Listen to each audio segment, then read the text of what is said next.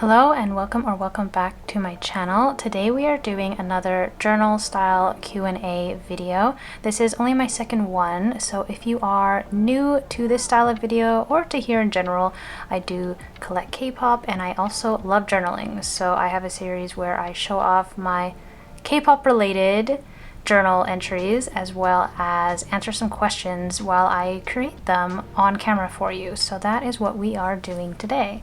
So you are currently looking at the page I dedicated to 1-800 Hot and Fun. That was weekend 1 at Coachella for LESSERAVIA, and this is a K-pop event I went to, and that black heart represents weekend 2 of Coachella. I loved Coachella. I very much enjoyed it, and it was super fun for me to watch a group that I love so much perform on stage, and I think they did a great job. I was thoroughly entertained. Moving on to this page, I have been saving it for doing on camera here, which is for their 2nd anniversary debut day. Technically it is May 2nd, however I'm putting it on my May 3rd page because it's close enough, and just putting in some stickers. These ones are actually from the Ginger magazine collab they did with a Japanese magazine, and I thought they had really nice outfits. So I had to get an extra set just for journaling, and I'm just writing in some little information here. I also wanted to show my little Spy Family sticker page on the other side. You can see there, I love Spy Family. I know it was part of one of my vlogs. I can't even remember which vlog it was, but it was very fun, and I did see in the comments that some of you are also Spy Family fans, so I wanted to make sure you could see that as well. Moving on to the next page, which we are doing on camera here today. This one is from May 11th to 12th, which you may recognize as the Fear Nada 2024 dates in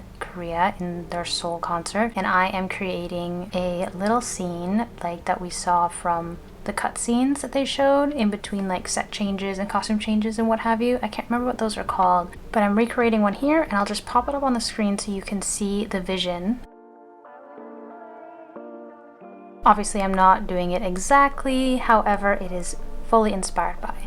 But this is actually a great time to start off with my first question. Would you ever get into Triple S? And also, how did you become so open about your love of K-pop to everyone? So starting with Triple S, I am into them. I very much enjoy their music. They drop some bangers, and I do think they deserve more recognition than they have. However, in terms of collecting, I don't think so. The group is just too large, and I find I have a tough time not wanting to collect a whole group, because usually I connect more with the music as a whole rather than a specific member. I know I have a couple of membered collections, but to be honest, those ones have been sometimes more difficult for me because I always want to collect more of the groups, which I certainly have done with my idol collection specifically is the one I'm talking about. So collecting wise, no, but I will continue to support Triple S with all of their music and endeavors because they release some really great stuff. And as for the other question about how I became so open about my love of K-pop to everyone,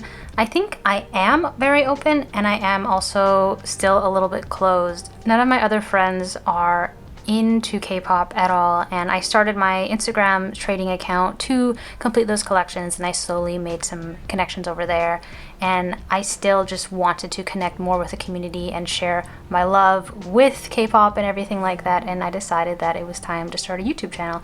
So I think that's why I am open about it, because I am out here making videos and talking about it, and I'm just really enjoying that and loving that. But in real life, I don't have anyone to really talk about it, so I think that's why I started the channel in the first place, because it's so nice for me to be able to yap on all day about something that I love, because I can't yap about it anywhere else because they have no idea what I'm talking about. I guess I would say otherwise I don't talk about it or bring up K-pop too much in real life outside of like my Instagram and YouTube and things like that. But at the same time, I mean, if people ask what I listen to, I definitely like telling them. So maybe I am now more open about K-pop, certainly more than I used to be. So I hope that answers your question, and thank you so much for asking as well.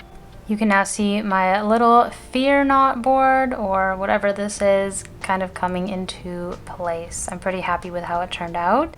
This next page is actually like a prompt page. I have created prompts that I will use for every single month, and I have like journaling ones, self-care ones, food-based ones, just different things. And the one for this month was to draw while listening to your favorite song, and I did decide to do Impurities. So Impurities really reminds me of Crimson Heart, since it was kind of created for Crimson Heart. So of course I drew a Crimson Heart in the middle there, and then added some little blue diamonds, because that's also what Impurities makes me think of. Next up, I'm quickly showing pages I've already done. So this is like a BTS one, and then I also wanted to showcase my itinerary from going to Iceland. This was just the planning stage. And next is actually when I went to a 17 event. I actually went to it to pick up a Yunjin photo card. It was just easy to get to, so I met them there. And they were so nice. Carrots are so nice. Gave me some stickers. I don't know anything about 17. I really don't. But I had a really good experience at that event. It was fun. And then moving on, this is actually my journaling pages from my Iceland visit. So I actually did a vlog kind of centered around Iceland, and it was such an incredible trip, and I definitely wanted to showcase it again in here, even though it was super quick because we're now already on the art space page. I went to a pop-up event here for V's art space release. I also did a vlog about that, so if you want to know more of what I'm talking about, check out those vlogs. We are now into August, and you know what that means. It's Chaewon's birthday, August 1st, so I have a page dedicated to her. The next parts that I'm going to be showing in here will be Chaewon's birthday day. I'll also be doing Kazua's birthday day, a little page dedicated to just Fear Not, just with like the LESSERAVIA little stickers that I have. And then I'll also be writing out the timetable release schedule for Crazy, because they usually release it about a month prior to their actual release date. So I kind of write down when everything's coming out, just as a fun little journal page. And I do want to move on to the next question. All the way from England, we have, what are your 2025 collection goals? This is such an exciting question. Thank you so much for asking. But it's also something I haven't really thought about too much. I feel like part of my collection goal is I want to chill out, but I also want to like do more, and it's very tricky for me. I feel like if you have watched my videos and if you know a little bit about me, I'm sure you know that I struggle with that, but at the same time I am having fun doing it. I think my main collection goal is I want to really just focus on the alt group, which is LESSERAVIA, and I want to try and do a little bit of downsizing actually in some of my other collections. That is, I think, the overarching goal. In terms of more specific little goals, I think I want to ideally finish all of the larger inclusions for LESSERAVIA, like the past ones. I'm only missing a few at this point, I think, like maybe not even that much, but that's my big goal, has been for a while, which is collecting all of the larger inclusion things that I really enjoy storing. And again, I always appreciate that you guys really like watching those parts of my storing videos too. So that is the big goal, to continue doing that. Another piece is I think I want to still, even though it's LESSERAVIA, kind of slow down a little bit when it comes to the POB collection and Lucky Draws, because I know that they're going to keep releasing. It seems like they do it twice a year, and it's not totally feasible to do it all the time. So I kind of want to try and really hone it in and just super focus on those larger inclusions, as well as, honestly, I do love the YZY Lucky Draws, so I think I want to keep continuing to do all of those, and then my Polaroids too. But I haven't thought too much about other very specific goals, and I hope that is enough of a good answer. But again, thank you so much for asking.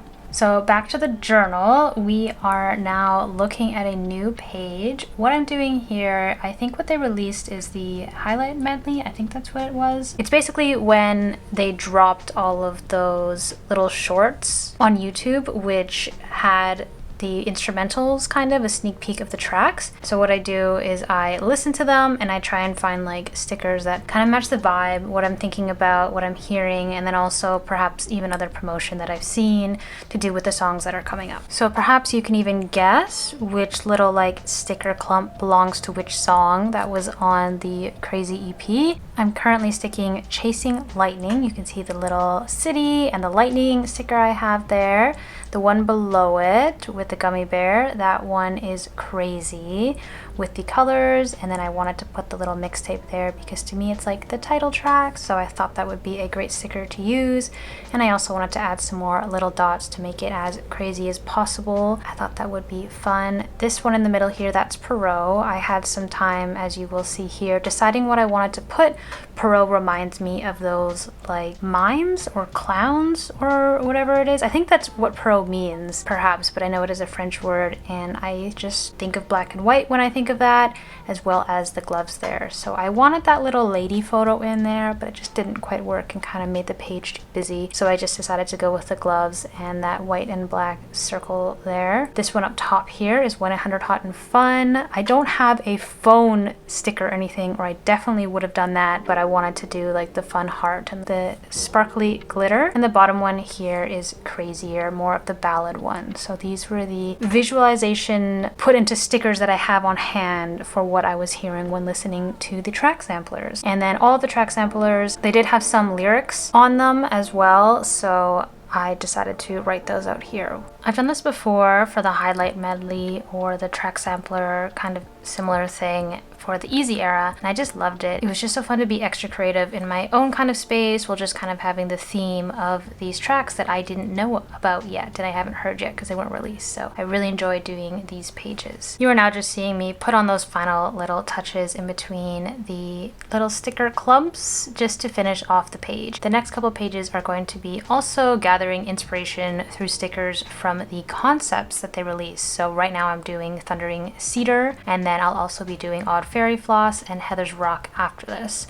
So let's actually get into the next question. Love your videos. I was wondering, do you stan any older groups or boy groups? First off, thank you so much. I love it when you guys let me know that you like the content I create. And as for other groups that I stan, I guess I do stan an older group. Do we consider BTS an older group now? I feel like we kind of have to, because they are so far back in the generations now, and it just feels like they've been around, and they are just so incredibly synonymous with K-pop. So they are an older group that I consider a group I stan, and they are also a boy group. In terms of other older groups that I also do like to listen to, I think the oldest I go back is probably Mamamoo, but just a little bit. It really is the more modern fourth generation, well, and third, like of BTS and Blackpink, but some of third generation, and then deeply from fourth generation and now onwards that got me into K-pop. And as for boy groups that I stan, I am very much into ENHYPEN and Stray Kids right now. I am planning on doing a video. I'll probably just put it together, but an ENHYPEN and Stray Kids themed video. I mean,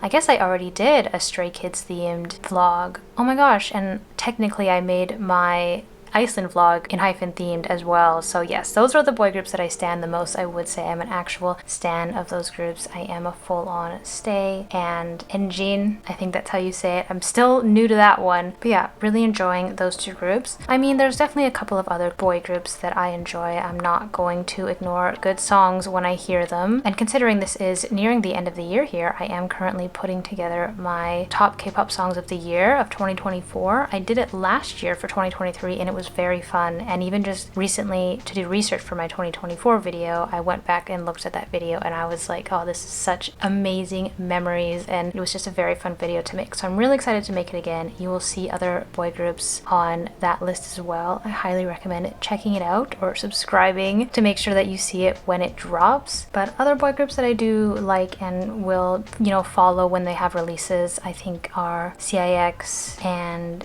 ATEEZ. Those are the other two I can think of right now, but always open to hear more great music. Thank you for your question, and here I am now just putting the finishing touches on the Heather's Rock page. Done all of the little concept inspired pages. These ones are super fun. I'm now going to be moving on to the actual Crazy release. I just took stickers from the actual album, and I'm gonna just paste them in there wherever I think looks great. I really like the stickers from this album. Just really fun and crazy in the best way. I just want to take the opportunity to remind you to leave me more questions if you have them for me, if you would like me to answer some of your inquiries in a future video.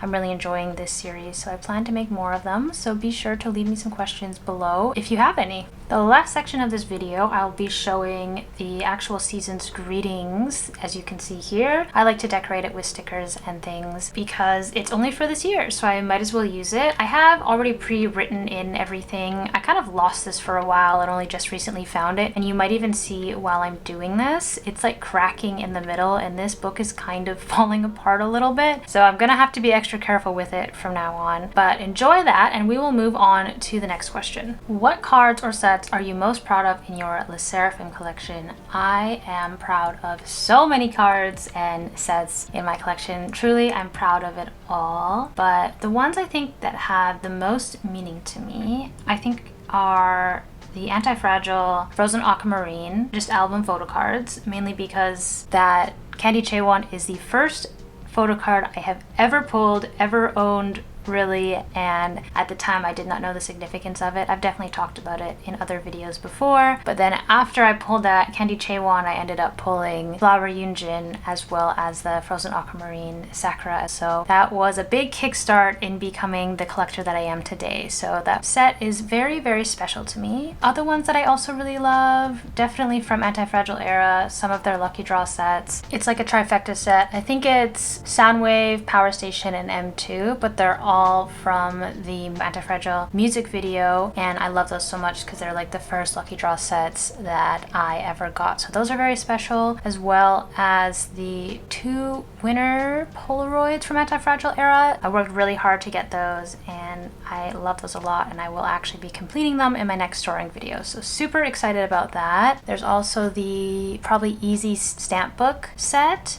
I love that one. I love the Easy music video. And other non-photo card sets that I love a lot would be my most recent one that I put away in my last video, which is the Spotify winner photos from the Japan Unforgiven release for their jewelry song. Just such beautiful photos. I love that one so much, as well as my Perfect Night tickets. They're all hollow and beautiful, and they're so amazing. I think that's what I can think of off the top of my head, but truly I cherish so many of my sets from LESSERAVIA. Alright, I think I've got time for one final question that actually came in while I was in the middle of doing this voiceover and finishing up this video.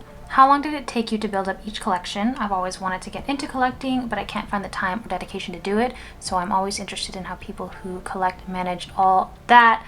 Love your videos. Thank you so much. Yeah, it took some time. So I've been collecting sometime since around the end of 2022. I do think I built up my collection a lot quicker than most. However, you know, everybody is a little bit different. A big part of why I was able to get into collecting so much and so quickly and with such vigor and dedication was because it was a massive piece of what was holding me together at the time. I rediscovered K-pop at a time when I really needed it, and it was something that I was clinging on to for a time in a positive way. It helped me through a lot of times that were not particularly fun. So I was able to pour all of my time and energy into collecting, and I am in a much better place now, and I do attribute a lot of that to K-pop and to my collection, and that is why it does bring me so much joy. When I look back on some pieces of it, I'm reminded about how there were parts that were rough, but I had these little glimpses of things that just helped me get through it, and some of those things are these songs, some of those things are these photo cards and these collections that I have. So it is something that helped me in the beginning and now has grown into a positive impact on my life. So that being said, again, I was able to build up my collection quicker than I think most because I had so much time and energy to do it. I had nothing but time for a while. Now it's a little bit harder, and I do find myself falling behind more than I used to, but that's okay, and I definitely understand what you might be saying about finding the time and dedication, because it is tough, and I think everybody should be handling their own collections as just that, your own collections. Take however much time you need and dedicate however much time you want to it, and as long as it's yours, it doesn't really matter how you are doing it. So if you have a teeny tiny collection, that's okay. I'm not sure I really answered the question, but I hope that was still an interesting answer for you. And that is all the questions that we have for today. Just to bring it back to the video super quick here, I'm actually writing out all of the ideas in quotations that I had for my crazy vlog that I did. So if you haven't seen that, check it out and you'll know what this page is for. And we are all done. So thank you so much for submitting your questions. I hope you enjoyed me rambling on while watching my journaling. Please subscribe if you haven't already, and I hope to see you in the next one.